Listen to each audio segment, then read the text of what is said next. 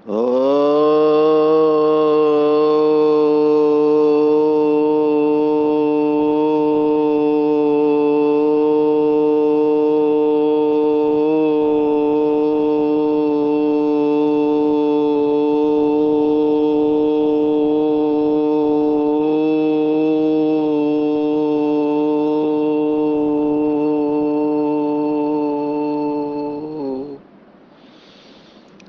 शांति।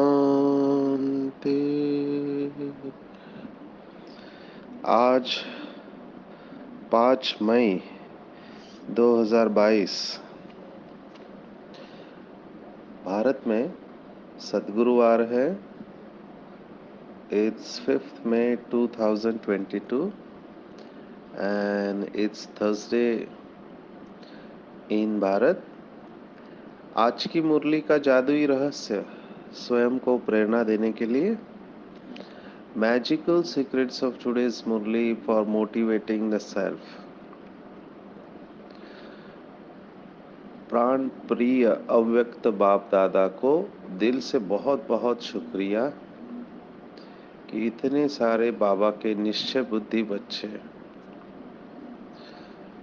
संपूर्ण विश्व को दुखों से मुक्त करने के लिए इतना अच्छा पुरुषार्थ कर रहे हैं और उसका फीडबैक दे रहे हैं।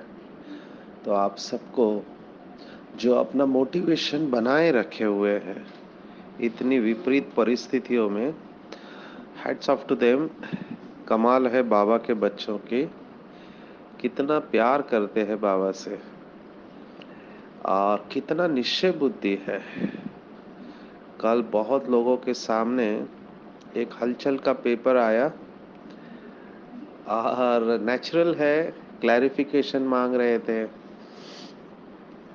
क्योंकि हलचल का समय है ना। बाबा ने ये पहले से ही बता दिया है कि आगे चलकर ऐसी परिस्थिति आएगी जो बुद्धि को हलचल में ला सकती है, लेकिन जो बाबा के बच्चे एक बल एक भरोसे है, निश्चय बुद्धि है और जिनके बुद्धि में यथार्थ ज्ञान समाया हुआ है, जो कभी भी सुनी सुनाई बातों के ऊपर विश्वास नहीं करते है ना, एक बाप से ही सुनते हैं, जिनकी बुद्धि में केवल बाबा और बाबा के महावाक्य ही चलते हैं, ना किसी देहदारी के, वो बिल्कुल सुरक्षित सेफ रहते हैं और निसंकल्प रहते हैं। तो हमको बाबा ने पहले से ही ये सब बातें बता के रखी हुई है, तो कोई नई बात नहीं लगती है। एक ही पहला थॉट आता है, नथिंग न्यू। ड्रामा एक्यूरेट है, कल्याणकारी है और इसमें सबका कल्याण समाया हुआ है। तो साक्षी पन की स्टेज ऑटोमेटिकली आती है और दुआएं निकलती है हर आत्मा के प्रति। ये बहुत सुंदर अनुभव है और आप सब बाबा के बच्चे ये जरूर करते हो के, ऐसा मैं विश्वास रखता हूँ। आज की मुरली जो है, अगर उसका टेक होम आप मुझे पूछो तो बीइंग अ मैनेजमेंट पर्सन और कॉरपोरेट ट्रेनर, माना कंपनियों में सेवा काफ़ी दी है और अभी भी बाबा 30 में से 25 दिन सेवा ले रहा है। बहुत सारे भाई बहनों की सेवा के निमित्त बाबा ने बनाया हुआ है। तो एक बहुत बड़ा चैलेंज, जैसे आप आगे बढ़ते हो ब्राह्मण जीवन में, वो ये होता है जो आज बाबा ने वरदान में कहा हुआ है कि वो चैलेंज है अपने आप को यथार्थ रूप में बिजी करना। वैसे भी लौकिक में जब हम सेशन लेते हैं तो ज़्यादातर लोगों को तनाव मुक्ति के ऊपर सेशंस की ज़रूरत होती है, टेंशन को कैसे कम करें, और या पॉजिटिव थिंकिंग या फिर टाइम मैनेजमेंट, ये सब कनेक्टेड है। इनको आप अलग नहीं कर सकते। जैसे शरीर में हाथ पैर, heart lung kidney liver brain, ये सब कनेक्टेड है ना, एक दूसरे के साथ कनेक्टेड है, माने जुड़े हुए हैं। आप इनको अलग नहीं कर सकते। वैसे ही ये संकल्प शक्ति, समय, ये सब कनेक्टेड है। तो एक सेशन जो बहुत डिमांडिंग होता है खास करके मैनेजर्स और अभाव के लिए, जो प्रबंधन करते हैं, तो वो है time management. Time and thoughts, कभी कभी ऐसे लगता है कि वो two sides of the same coin है, माना सिक्के के दो पहलू है।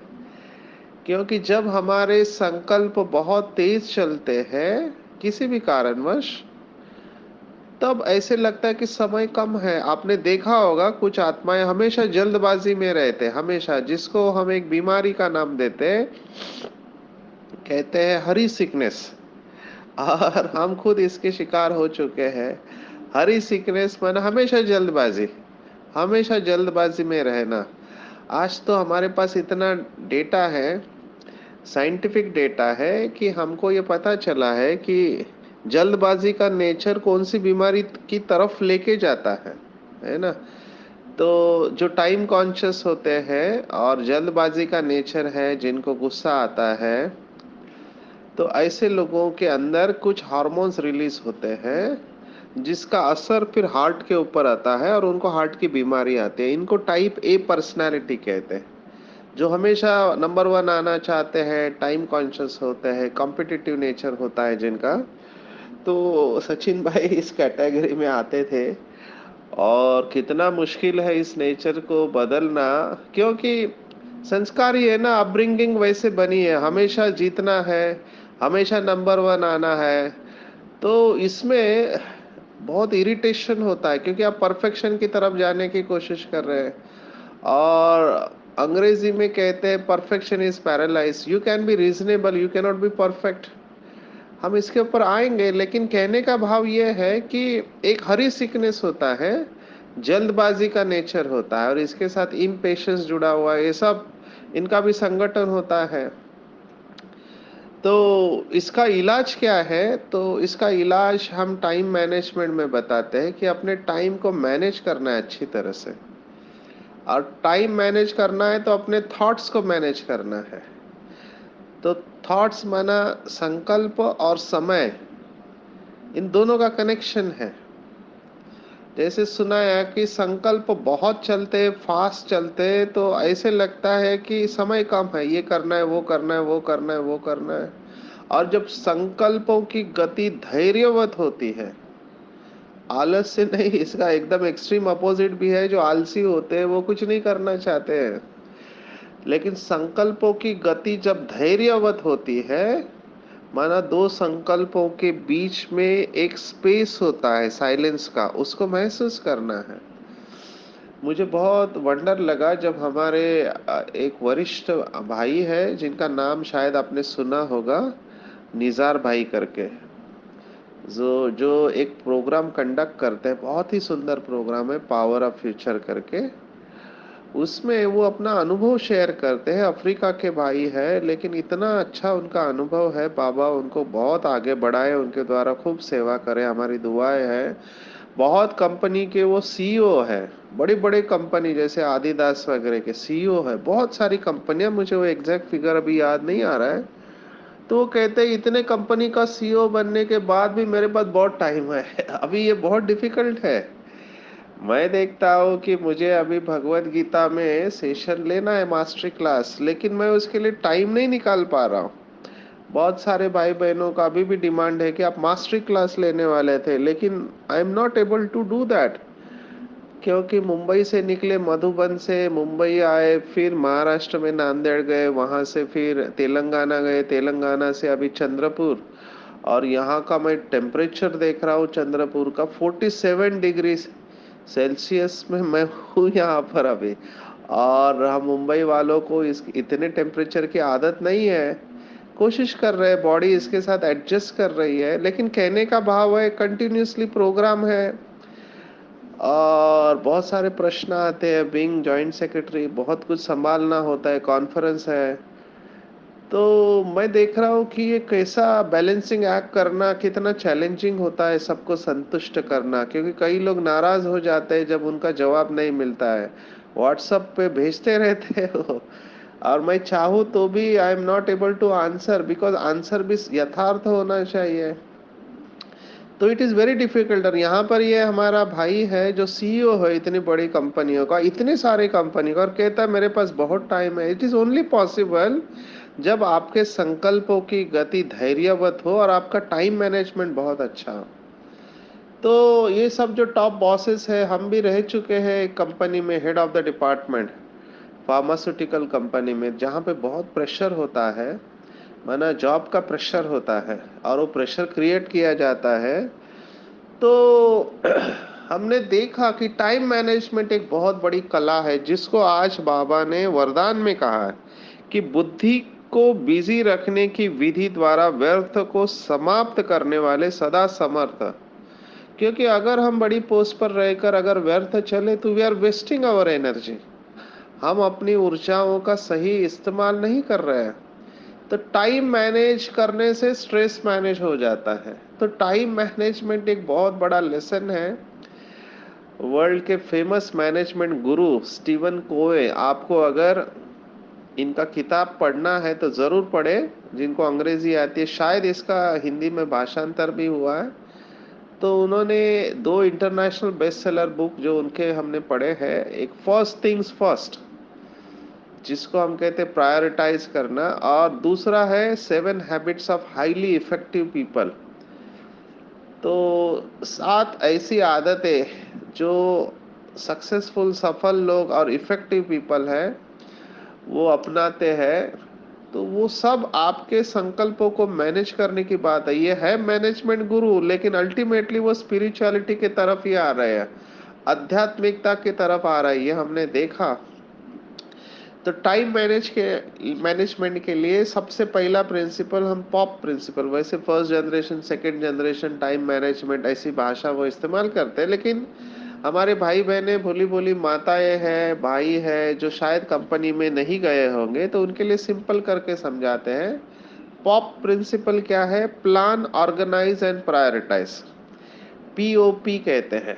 तो बाबा ने बहुत बार कहा कि अमृत वेला ही अपनी दिनचर्या सेट करो कि मुझे दिन पर में क्या करना है। तो अमृत वेले के बाद में क्या करना है, उसके बाद फ्रेश होना है, उस समय कौन सा संकल्प, मुरली के वक्त कौन सा संकल्प या समान, फिर मुरली के बाद में साधना करनी है तो दोपहर के लंच और मुरली के बीच में क्या सामान लेकर बैठना है, फिर दोपहर का लंच और शाम का स्नैक्स के बीच में, चाय के बीच में क्या लेना है। अगर आप चाय लेते हो, तो हम नहीं लेते हैं, 2 साल से बंद करके रखा हुआ है। और शाम से रात के बीच में आपका क्या थॉट है, रात से सुबह जब आप नींद में रहेंगे तो कौन सा संकल्प लेकर बिस्तर पर जाएंगे। ये है अपने बुद्धि को बिजी करना। जो बाबा ने बात कही वो पूरी टाइम मैनेजमेंट की बात है, थॉट मैनेजमेंट की बात है। क्योंकि बीज जो है वो संकल्प है, संकल्प को ही आपने सफल कर दिया, बाकी सब जो पेड़ है, वृक्ष है ना, बोल, कर्म और मेमोरी, वो सभी का, वो सब पेड़ पॉजिटिव ऑटोमेटिकली हो जाता है। हमारा एक कोर्स कराते हैं, शायद विदेशों में होता है, roots of body consciousness and soul consciousness. तो उस चित्र में बहुत अच्छा ये समझाया हुआ है बात। तो बीज को आपको श्रेष्ठ शक्तिशाली बनाना है, तो अपने आप को खाली नहीं छोड़ना चाहिए। मुझे तो बहुत वंडर लगता है उन आत्माओं का। उनको पूछता हूँ क्या करे, बोलते टाइम पास कर रहे हैं। Now it is not possible कि आप टाइम पास कर रहे हैं। कुछ लोग बोलते हैं टाइम किल कर रहे हैं। तो टाइम को किल नहीं कर रहे होते, वो खुद को किल कर रहे होते, क्योंकि उनको ऐसा समय फिर नहीं मिलने वाला। जैसे सचिन भाई अटेंशन रखते हैं कि अभी अगर शरीर अच्छा है, बंधन नहीं है, 2 वक्त की रोटी मिल रही, तो क्यों नहीं प्रभु के गुण गाओ, प्रभु की सेवा में लग जाओ, है ना। अपने को बहुत भाग्यवान समझते, अपने को नशा चढ़ाते हैं कि बाबा मुझे यूज कर रहा है ईश्वरीय सेवा के लिए, कितना मेरा परम सौभाग्य है। अगर भगवान चाहता तो और किसी को यूज कर सकता था, लेकिन बाबा मुझे यूज कर रहा है, ये मेरा सौभाग्य है।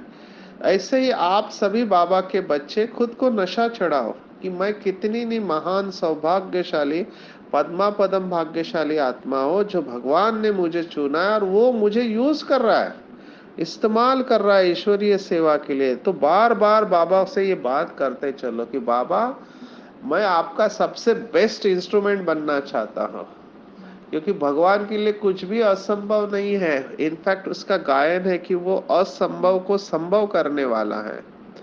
तो उसको ऑफर करो, मन और बुद्धि की लगाम उसको दे दो। है ना, बाबा का एक स्लोगन कई सेंटर पर लगा हुआ रहता है कि सोचने का काम भी भगवान करेगा तुम्हारे लिए। और ये प्रैक्टिकल हम सेवा में अनुभव करते हैं कि जब लेक्चर होता है, सेशन होता है, आगे क्या बोलना है हमको नहीं पता, लेकिन जैसे स्टेज पर जाते हैं तो ऐसे ऐसे विचार आते हैं जो कभी सोचा नहीं था। हाँ, पहले से जहन में होता है, कहीं ना कहीं रेफरेंस पड़ा हुआ रहता है, लेकिन वो फ्लो चालू हो जाता है। तो सचिन भाई ये अनुभव करते हैं कि वो जो बाबा की स्टेज है, जब भी बाबा के सेवा के लिए निमित्त बनते हैं तो वो कुर्सी का कमाल होता है। पता नहीं क्या होता है, वो कुर्सी पर जैसे ही बैठ जाते हैं, ऊपर से ऐसे लगता है कि कोई भर रहा है, मानो ऊपर से आ रहा है और जा रहा है, आ रहा है और जा रहा है।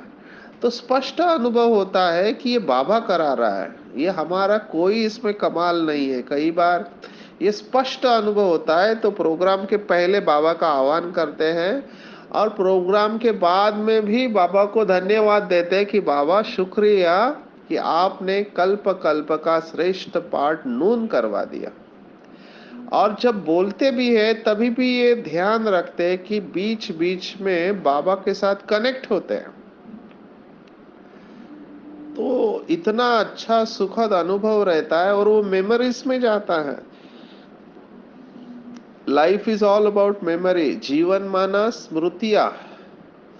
आप अभी जितनी भी आपकी उम्र है, जैसे अभी हम 50 साल की उम्र में देख रहे हैं कि बचपन में इतना अच्छा गया, जवानी में इतना अच्छा गया, पढ़ाई के वक्त ऐसा रहा, है ना।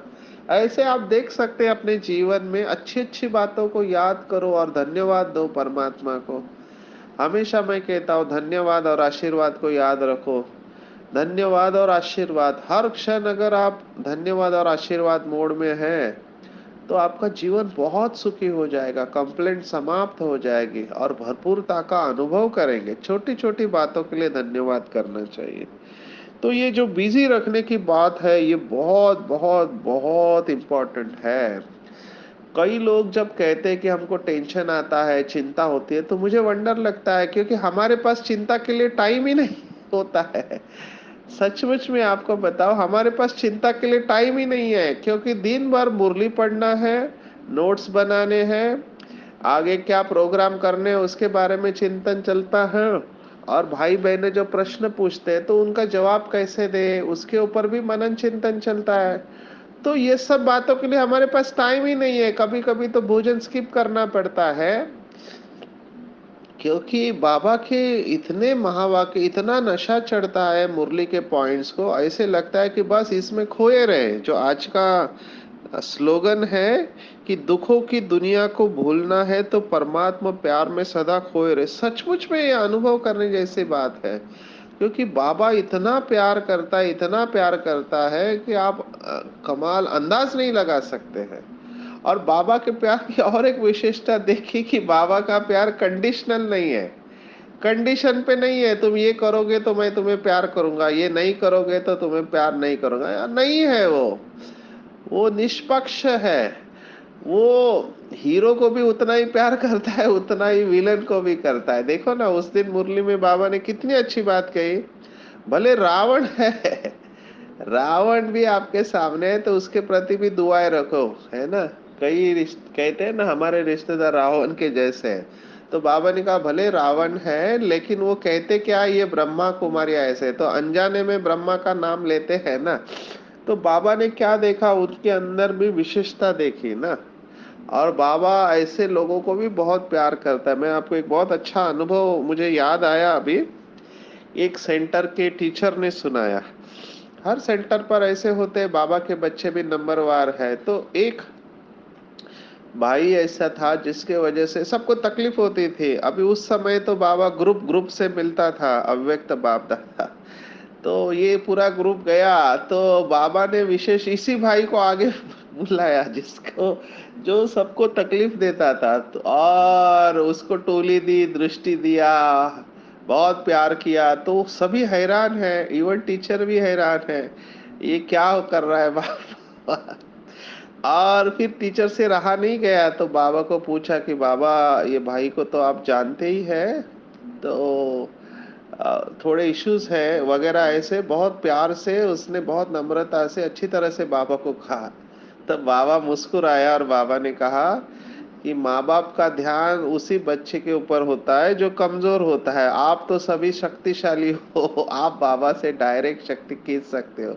इस आत्मा को बाबा की ज्यादा जरूरत है। देखो, माना लौकिक में भी अगर माँ बाप को दो बच्चे हैं, एक बच्चा कमजोर है और एक शक्तिशाली है, तो माँ बाप किसके ऊपर ध्यान देंगे? जो कमजोर है ना, उसको ज्यादा अटेंशन की जरूरत है। तो बाकी लोगों को फील करने की जरूरत नहीं है। इसको हम कहते हैं सिबलिंग राइवलरी। जब पहला बच्चा आता है घर में तो माँ बाप उसको बहुत प्यार करते हैं, लेकिन जब दूसरा बच्चा आता है तो पहले बच्चे की तरफ ध्यान कम देते हैं, क्योंकि वो बड़ा हो चुका है, दूसरे को ज्यादा अटेंशन की जरूरत है। तो पहला महसूस करता है अभी मम्मी पापा मेरे से प्यार नहीं करते, क्योंकि मेरा भाई या बहन आई हुई है, तो उसका पूरा गुस्सा वो छोटे भाई के ऊपर या बहन के ऊपर आता है कि इसके वजह से मम्मी पापा मुझे प्यार नहीं करते, कम ध्यान देते। इसको अंग्रेजी में कहते सिबलिंग राइवलरी। अभी हमको भी यहाँ समझना चाहिए, सिबलिंग राइवलरी नहीं रखनी चाहिए, क्योंकि बाबा तो सबको एक जैसा देता है, लेने वाले के ऊपर है कैसा ले, है ना। तो कभी भी ये भाव मन में नहीं आना चाहिए। कुछ लोगों ने तो ये बोल के भी दिखाया बाबा केवल दादियों से प्यार करता है, क्योंकि स्टेज पर देखते थे कि दादियों को ही दृष्टि देगा, दादियाँ ही उनको टोली खिलाएंगे, या जो वरिष्ठ भाई बहन है। अभी प्रैक्टिकली सोचो तो सभी स्टेज पर जा नहीं सकते, नंबर वन। नंबर टू, बाबा भी क्या है, इन्होंने बहुत सेवा की है, तो बाबा उनको निमित्त बनाए ना, तो उनको बाबा शक्ति जरूर देगा। उसमें हम क्यों फील करें कि हमको नहीं मिलता है, बाबा उनको देता है? ये बिल्कुल ठीक नहीं है। बाबा ने कितनी बार मुरली में कहा है, मुझे याद है, क्योंकि अव्यक्त बाप दादा की बहुत मुरलियां अटेंड की मधुबन में, तो बाबा ने तो एक मुरली में कहा, हम बैठे हैं भारत में और बाबा कह रहा ऑस्ट्रेलिया के बच्चे जो है इस समय आधी रात हो गए, क्योंकि वो 4 साढ़े 4 घंटा आगे है यहाँ से। तो वहां पे बैठे हुए मुरले, तो बाबा का ध्यान कहाँ गया? ऑस्ट्रेलिया में गया, है ना। इवन जो डायमंड जुबली हॉल है उसमें भी बाबा का ध्यान कहाँ? बाबा ने एक मुरली में कहा पीछे जो बैठे बैठे हैं, कोने में बैठे हैं, लास्ट में नहीं बैठे हैं, लेकिन बाबा के दिल तख्त पर बैठे हैं। कितनी अच्छी बात है। एक बार तो मुरली चलते वक्त बाबा रुक गया, मुरली चलाते चलाते रुक गया, तो हमको समझ में नहीं आया क्या हुआ। फिर बाबा ने कहा जगदीश बच्चा याद कर रहा है, अभी वो दिल्ली में है, लेकिन वो कितना बाबा को प्यार से याद करता होगा कि बाबा को रुकना पड़ा उसके लिए। माना कहने का भाव ये है कि बाबा का प्यार सबके लिए है और अनकंडीशनल है, वो देहधारी का प्यार नहीं है। तो अपनी दिनचर्या को ऐसे बनाओ कि बाबा के प्यार में खोए रहो। There is no time for worry. चिंता करना, कंप्लेंट करना, अवगुण देखना, दोष देखना, इसके लिए टाइम ही नहीं बचे। ये बाबा का भाव मुझे बहुत अच्छा लगा, क्योंकि ये इसका अनुभव करते हैं। तो दिन भर का अपना टाइम टेबल बनाना चाहिए। जो बड़े बड़े मैनेजर्स एमडी होते हैं उनका पूरा शेड्यूल रहता है। वो अपने सेक्रेटरी को पूछते हैं अच्छा मेरी मीटिंग बताओ, आज किससे मिलना है, कितने बजे मिलना है ना। तो उनका सेकंड सेकंड का टाइम फिक्स होता है। और बड़े बिजनेसमैन होते हैं, क्योंकि एक एक सेकंड की बहुत वैल्यू होती है। तो वो बड़े बिजनेसमैन चाहे कितने भी बड़े हैं, लेकिन हमारे जैसे तो हो नहीं सकते ना। बाबा ने एक मुरली में कहा था कि उनकी कितनी कमाई होगी, पदम तो कमा नहीं सकते ना। पदम माना एक के ऊपर 15 जीरो, इतना कोई भी नहीं कमा सकता। और उनकी कमाई जो कैसे है, वो विनाशी कमाई है, और हम जो करते हैं वो अविनाशी कमाई है। माना इसको आग जला नहीं सकती है ना, पानी भिगो नहीं सकता। तो इतनी अविनाशी कमाई है, तो हम तो सबसे बड़े बिजनेसमैन ठहरे, और हम सबसे बड़े बिजनेसमैन हैं। वो हद के बिजनेसमैन इतना टाइम मैनेज करते, तो हमको टाइम कितना मैनेज करना चाहिए? तो थिंक अबाउट दिस, इसके ऊपर चिंतन करो और अपने आप को नशे में लेके जाओ। आपको केवल फर्स्ट जनरेशन मैंने बताया, प्लान, ऑर्गेनाइज एंड प्रायोरिटाइज। माना प्लान करो दिन में, फिर ऑर्गेनाइज करो कौन सा महत्वपूर्ण है और कौन सा कम महत्वपूर्ण है। इसी के साथ हम टाइम का मैनेजमेंट का एक क्वाड्रेंट बताते हैं, जिसमें कई बार क्या होता है, अर्जेंट और इम्पोर्टेंट ये दो शब्द है। अर्जेंट है, इम्पोर्टेंट है।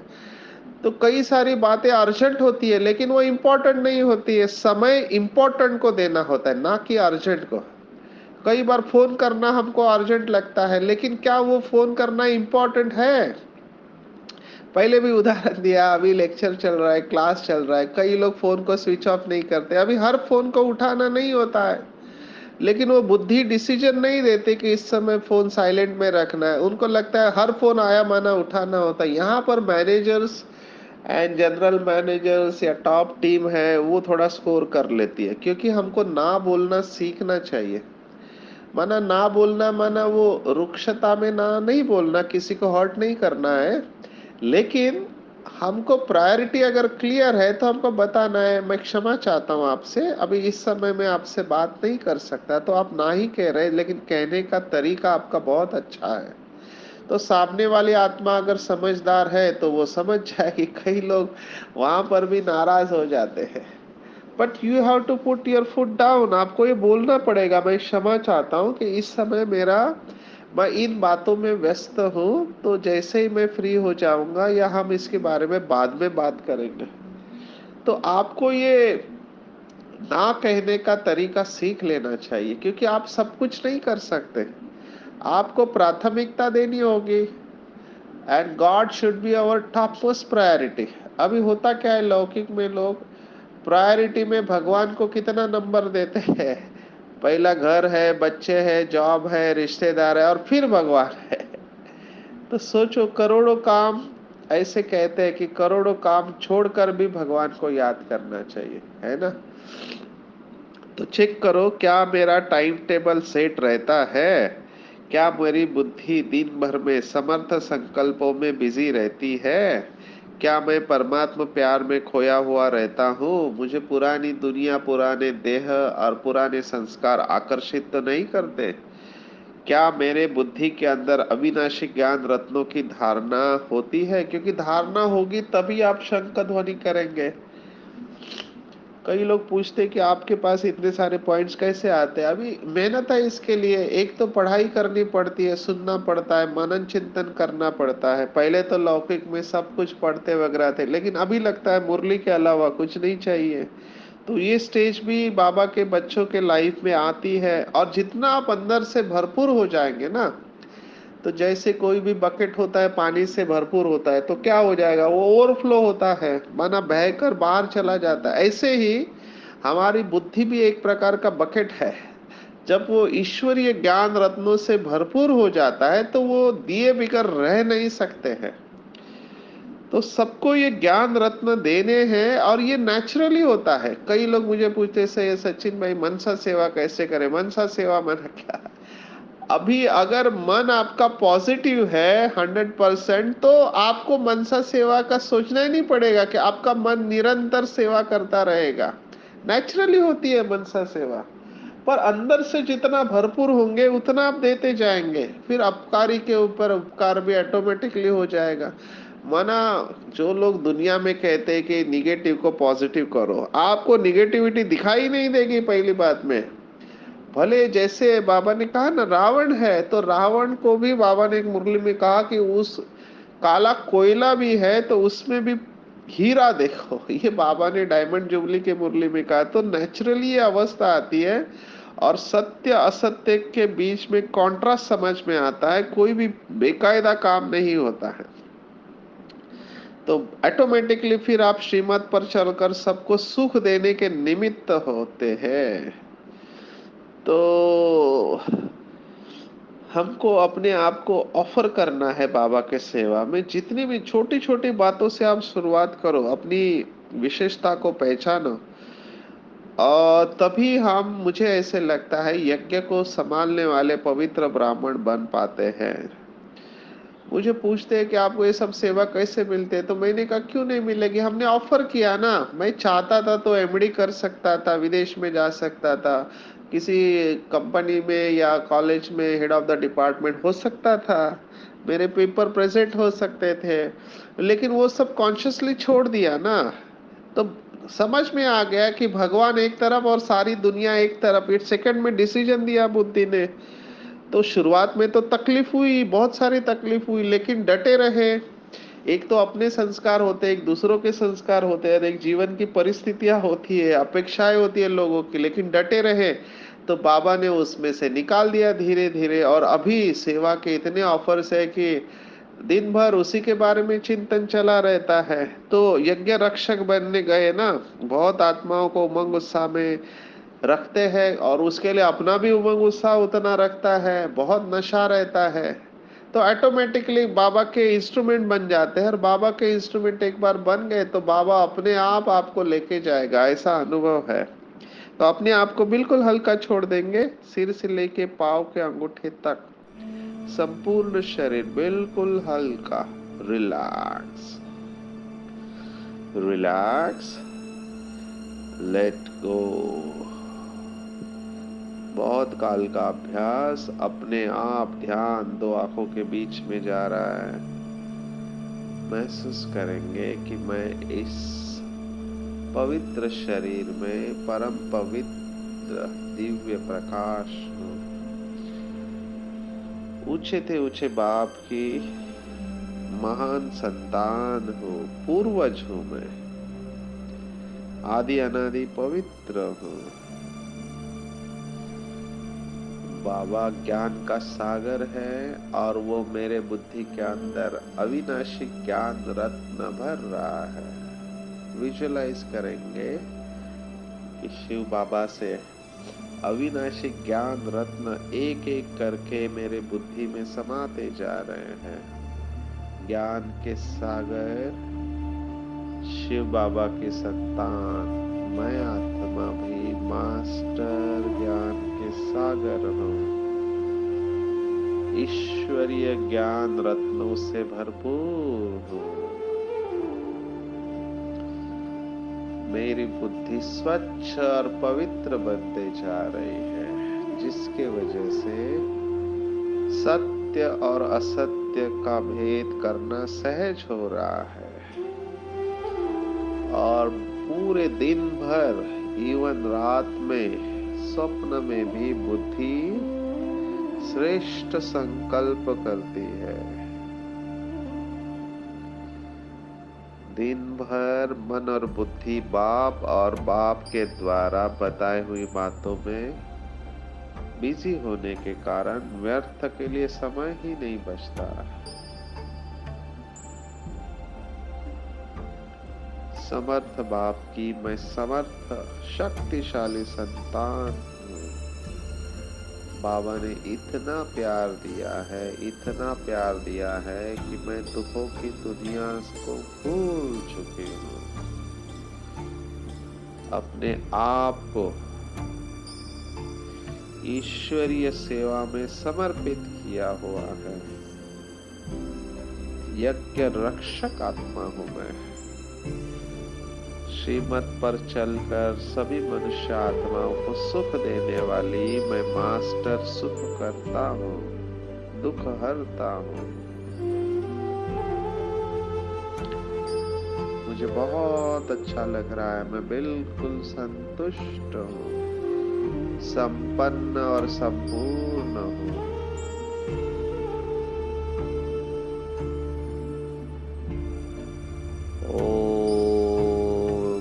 शांति, शांति, शांति। सर्वशक्तिवान ज्ञान का सागर शिव बाबा और ब्रह्मा बाबा हमेशा मेरे साथ है।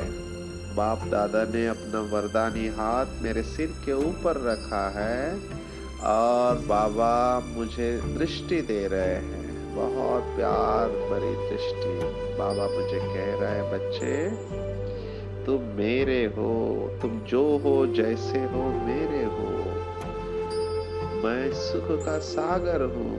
तो बच्चे तुम्हें भी सबको मर्यादा में रहते हुए सुख देना है। तुम्हारी विजय निश्चित है, निश्चित है, निश्चित है, क्योंकि मेरी सर्व शक्तियां हमेशा तुम्हारे साथ है। बच्चे अपने बुद्धि को दिन भर श्रेष्ठ बातों में, श्रेष्ठ ईश्वरीय ज्ञान रत्नों में बिजी रखो और इन ज्ञान रत्नों का धंधा करो, बिजनेस करो, इनको बांटो सभी को। जैसे तुम भरपूर हुए हैं वैसे औरों को भी भरपूर करो। जाओ बच्चे, दुनिया में बहुत सारी आत्माएं दुखी है जो तुम्हें याद कर रही है।